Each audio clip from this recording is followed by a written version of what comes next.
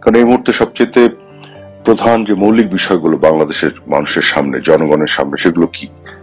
বাজারের যে অস্থিরতা, দ্রব্যমূল্যের ঊর্ধ্বগতি, তার উপর দিয়ে কর বাড়ানো হচ্ছে, ভ্যাট বসানো হচ্ছে, মানুষ কিন্তু আরো দরিদ্র থেকে দরিদ্র হয়ে যাচ্ছে।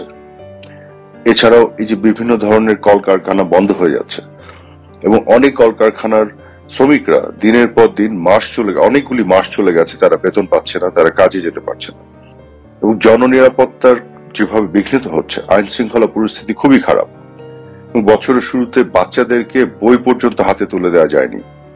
তো এই ধরনের যে সমস্যাগুলো চারিদিকে আছে, এর মধ্যে প্রত্যেক দিন কিছু না কিছু বিষয় নিয়ে অস্থিরতা, আন্দোলন, এটা সেটা চলছেই। তার মানে পুরো দেশের সিস্টেমের মধ্যে কোনো ডিসিপ্লিন বলে কিছু নাই এবং আইনের শাসন বলে কিছু নাই। আওয়ামী লীগের নেতাকর্মীদের, শুধু আওয়ামী লীগের নেতাকর্মী না, মুক্তিযুদ্ধের চেতনার পক্ষে বিশ্বাসী যে কোনো পেশার মানুষকে বিভিন্নভাবে মিথ্যা মামলা দিয়ে হয়রানি করা হচ্ছে, তাদেরকে জেলে নেওয়া হচ্ছে, রিমান্ডে নেওয়া হচ্ছে। এই ধরনের অদ্ভুত একটা অস্বাভাবিক, অসুস্থ একটা পরিবেশ তৈরি করে রাখা আছে। তো এর মধ্য দিয়ে মানুষ কিন্তু স্বস্তিতে নেই, যে মানুষ কিন্তু এখন স্বস্তি চাচ্ছে এবং একটা ডেমোক্রেটিক ট্রানজিশন বা একটা গণতান্ত্রিক পরিবেশ ফেরত যাচ্ছে। কারণ গণতান্ত্রিক পরিবেশ ফেরত আসতে গেলে কি করতে হবে? সেক্ষেত্রে একটা নির্বাচন দরকার। আমি মনে করি আজকে বাংলাদেশের বড় বড় দলগুলো সবাই নির্বাচন চায়, একটা অন্তর্ভুক্তিমূলক একটা প্রপার নির্বাচন চায়। সেই চাওয়াটি কিন্তু বাংলাদেশের জনগণেরও।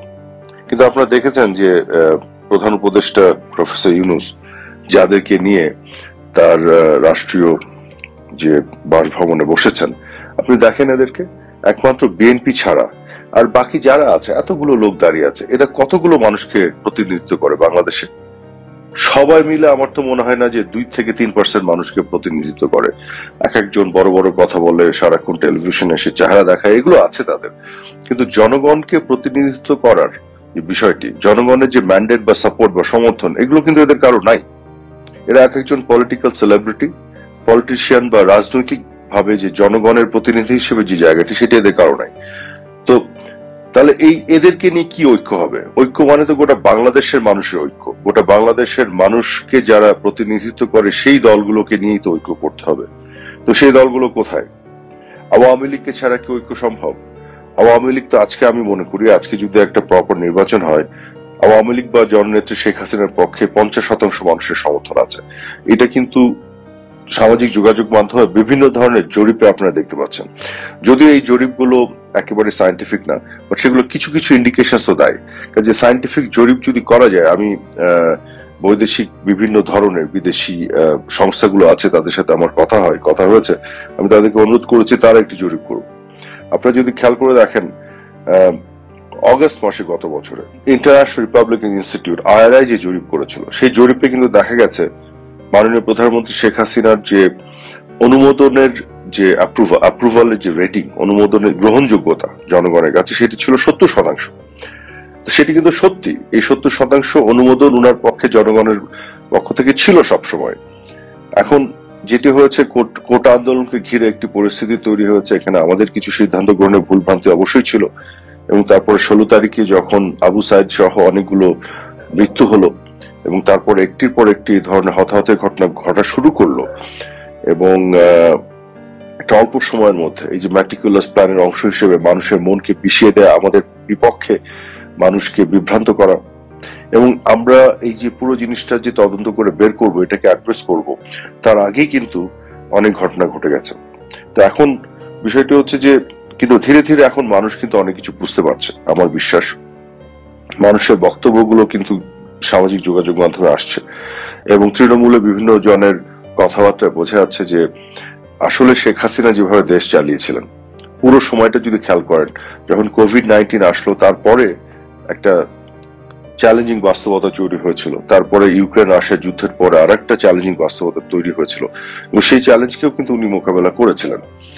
তার আগে 12 বছর একযুক্ত চমৎকার একটি শাসন ব্যবস্থা উনি বাংলাদেশকে উপহার দিয়েছিলেন। বাংলাদেশের মানে লোডশেডিং পুরোটা বাংলাদেশ থেকে চলে গিয়েছিল, প্রত্যেকটি ঘরে ঘরে বিদ্যুৎ দেওয়া থেকে শুরু করে দ্রব্যমূল্যের যে নিয়ন্ত্রণ ছিল বাজারের উপরে এবং সিঙ্গেল ডিজিটে 7.6% এর মতন ইনফ্লেশন ছিল, সব দিক থেকে একটা ভালো অবস্থায় ছিল তখন বাংলাদেশ। যাই হোক, কোভিড যখন আসলো সেটিও যেভাবে মোকাবেলা করেছিলেন মাননীয় প্রধানমন্ত্রী তার নেতৃত্বে বাংলাদেশের আওয়ামী লীগ সরকার, এটিও তো মানুষের মনে আছে অনেকেরই, অনেকে হয়তো ভুলে গেছেন কিন্তু অনেকেরই মনে আছে। তো সব মিলিয়ে আমরা যেটি বলতে যাচ্ছি, আজকে যে একটা দুরবস্থা চারিদিকে, মানবাধিকার বলে কিছু নাই, গণমাধ্যমের স্বাধীনতা বলে কিছু নাই। 296 জন সাংবাদিকের বিরুদ্ধে 600টি মামলা করা আছে, 18 জন সাংবাদিক এখন জেলে, চিন্তা করে দেখুন। এবং একটি গণমাধ্যমও নাই যারা সরকারের সমালোচনা করতে পারে। আমরা যে স্টেটমেন্ট দেই, আমাদের কোনো স্টেটমেন্ট ক্যারি করার সাহস দেখাতে পারে, কারণ তাদেরকে বলে দেয়া আছে যে এটা যাতে তারা না করে। তো এই তো হলো দেশের অবস্থা। তো জননিরাপত্তা নাই, দ্রব্যমূল্যের ঊর্ধ্বগতি একেবারে চরম শিখরে, এর মধ্যে কর আরোপ করে দেশের মানুষকে একেবারে নাভিশ্বাস উঠে দেয়।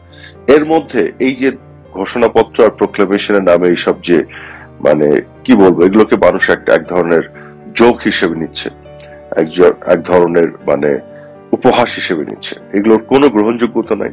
আর বিএনপি ছাড়া বাকি যে দলগুলোকে নিয়ে বসে জাতীয় ঐক্যমতের কথা বলা হচ্ছে, এটাও আর এক ধরনের হাস্যকর বিষয় তৈরি করছে।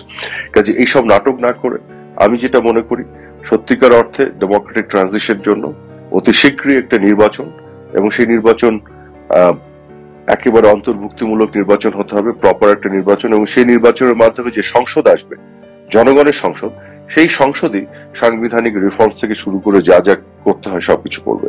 এবং সেই সংসদে যারা মেজরিটি থাকবে তারা সরকার গঠন করবে, দেশ চালাবে। যারা মেজরিটি থাকবে না তারা বিরোধী দলে থাকবে। এবং সেই সংসদের মাধ্যমে আমি মনে করি অনাগত কালের জন্য একটা চিরস্থায়ী বন্দোবস্ত করা দরকার। নির্বাচনী প্রক্রিয়াকে একেবারে একটা এমন জায়গায় নিয়ে আসা দরকার যে কখনোই নির্বাচন কেন্দ্রিক জটিলতা ভবিষ্যতে বাংলাদেশে তৈরি না হয়। আপনাদের সবাইকে অনেক ধন্যবাদ।